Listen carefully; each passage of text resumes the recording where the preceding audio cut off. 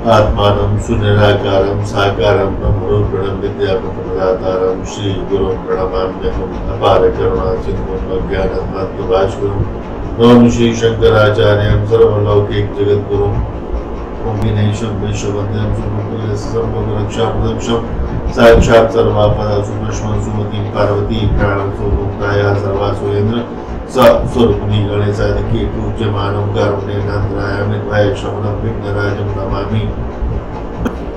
सज्जनों, हमारे देश में, भारतवर्ष में जाति व्यवस्था की संस्थागत अवधारणा ही शास्त्रीय विमर्श पर आधारित है, शास्त्र के विरुद्ध विमर्श पर आधारित है। भारतीय मनीषा ने समाज के वर्गीकरण का आधार वर्ण व्यवस्था को माना है।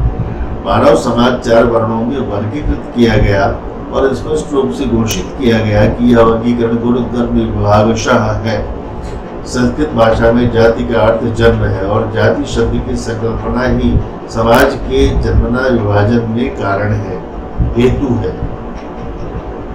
भारतीय समाज में शास्त्रार्थियों से जन्म आधारित विभाजन की भयंकर अस्तित्व में रही है और इसे नकारना सामान्य बुद्धि का विपर्य है। कालांतर में संस्कृत साहित्य में अनेक ऐसे ग्रंथों का प्रणयन किया गया जिसमें समाज के जन्म आधारित विभाजन को महिमा मंडित किया गया।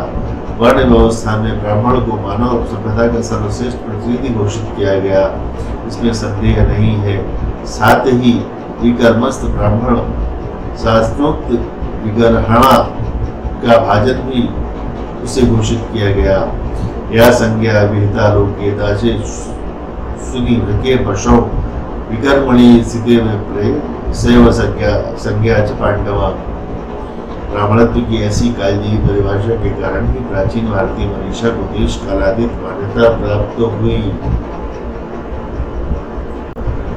कालांतर में संस्कृत साहित्य में ऐसे ग्रंथों को लोकप्रियता प्राप्त हुई जो जन्म आधारित समाज विभाजन को शास्त्र संबद्ध घोषित करते हैं। महाभारत और कौटिल्य अर्थशास्त्र जैसे ग्रंथों को भारतीय समाज में वांछित लोकप्रियता नहीं मिल पाई, क्योंकि ऐसे ग्रंथों में वर्ण व्यवस्था का अपेक्षाकृत तर्कपूर्ण विश्लेषण किया गया।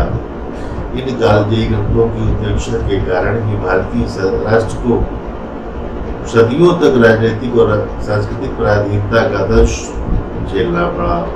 भारतीय समाजशास्त्रियों और बुद्धिजीवियों के समक्ष सबसे ज्वलंत प्रश्न है कि प्रमुख भारतीय आर्य ग्रंथों में जाति व्यवस्था का कोई विधान न होने के बावजूद भी यह कुत्सित व्यवस्था भारतीय समाज में लोकप्रिय और प्रतिष्ठित क्यों हुई। इस प्रश्न का स्पष्ट और तर्कसंगत उत्तर यही हो सकता है कि भारत में शास्त्रीय विधान की लोकप्रियता सुनिश्चित नहीं की जा सकी। भारतीय मनीषा की देश कालातीत प्रासंगिकता उसकी उस दीर्घ दृष्टि में निहित है जिसमें मानव समाज का चातुर्वर्ण विभाजन अनिवार्यतः गुण कर्म विभागशः परिकल्पित किया गया। ब्राह्मण को मानवीय उत्कर्ष का सर्वोच्च मानक घोषित किया गया। महाभारत के शांति पर्व में कहा गया कि ब्राह्मणों जायमानो हि पृथ्व्यां जायते ईश्वर सर्वभूतानां धर्म कोशस्य गुप्ते।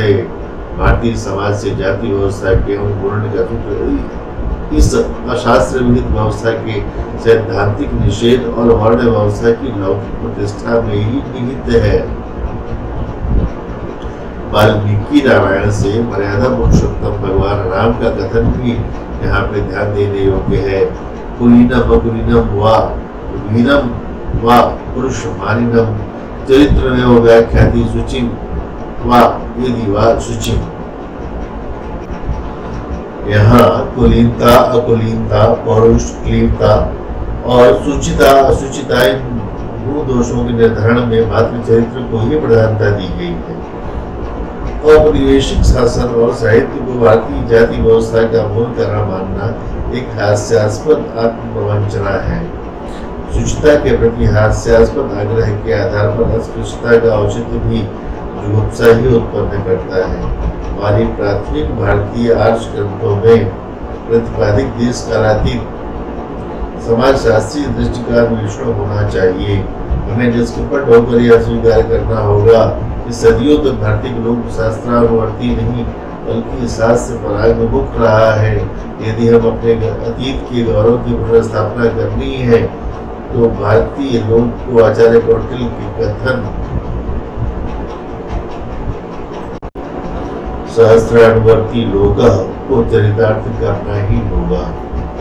इसलिए शास्त्र के अनुसार यह विमर्श उचित होगा, इसकी ओर ही प्रयास किया जाए। शास्त्र सम्मत परिचर्चा ही स्वस्थ परिचर्चा होती है।